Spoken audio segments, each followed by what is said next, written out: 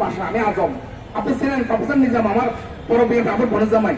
আমি আশা করবো এনি ভাই আপনি যেখানে থাকুন কেন আপনার কাছে এখানে এই আওয়াজ যাবে, এনি ভাই আমাদের পক্ষে একটু আসুন। আপনি 2 মিনিটের জন্য শহীদুদ্দিন ছাত্রী যদি আইনি এখানে আসি একটু বক্তৃতা দেন, আপনার মান সম্মান যাবে না, আপনার আরো সারা বাংলাদেশে ইমেজ বাড়বে। কারণ আপনি একজন কেন্দ্রীয় বিএনপি যুগ্ম মহাসচিব, একজন মিডিয়া সেলের প্রধান, সারা বিশ্বে আপনাকে ছিলেন, কেন আমাদেরকে দূরে ঠেলে দিচ্ছেন এনি ভাই? কারণ আপনার যে শিক্ষক সংগঠন সেলিম ভুইয়ার দলের অলরেডি ওরা আমাদেরকে সাপোর্ট দিচ্ছে, সবাই আমাদেরকে সাপোর্ট দিচ্ছে। আপনি জানেন আমি একটা আর্টিকেল লিখছি যে প্রত্যেকটা নেতৃত্ব মাদারুল আলম স্যার খুলনার আমাদেরকে সাপোর্ট দিচ্ছে, জানেন আপনারা?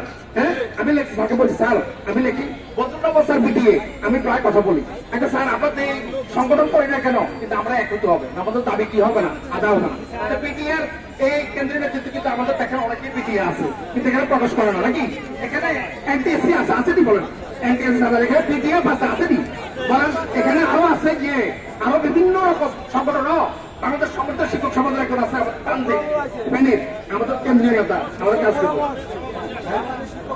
বাংলাদেশ আদর্শ শিক্ষক পরিষদ, ওরা সব আমাদের একের সালতল আসছে।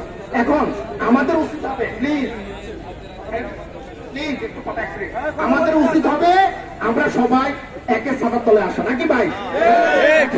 না খেয়ে না দে আমরা এখানে পড়ে দিচ্ছি, আমাদের অনেক সারা বাংলাদেশ থেকে শিক্ষকদের দোয়া নেমেছে, এই দোয়া থামানো যাবে না। আর যারা 4 কোটি শিক্ষার্থী আছো তারা যদি আমার কথা শুনো, তোমরা আমাদের প্রিয় শিক্ষার্থী, তোমরা আমাদের আমরা কর্ণাটকে যেত, সরকার আমাদেরকে নিয়ে খেলতেছে, তোমরা আমাদের পাশে থাকবা, তোমরা আমাদেরকে সাপোর্ট করে যাবা। গার্ডিয়ানদেরকে বললাম দেখেন আপনাদের সন্তানদেরকে পড়া যাচ্ছে, কিন্তু আমাদেরকে কেন সাপোর্ট করেন না? হ্যাঁ, আমরা কি আপনাদের সন্তানদেরকে পড়াচ্ছি না? সারা বাংলাদেশে 4 কোটি গার্ডিয়ান, 4 কোটির মতো শিক্ষার্থী যদি আমাদের সমর্থন করেন, সবাই যদি আমাদের সমর্থন করেন, ইনশাআল্লাহ আমাদের দাবি আদায় হবে।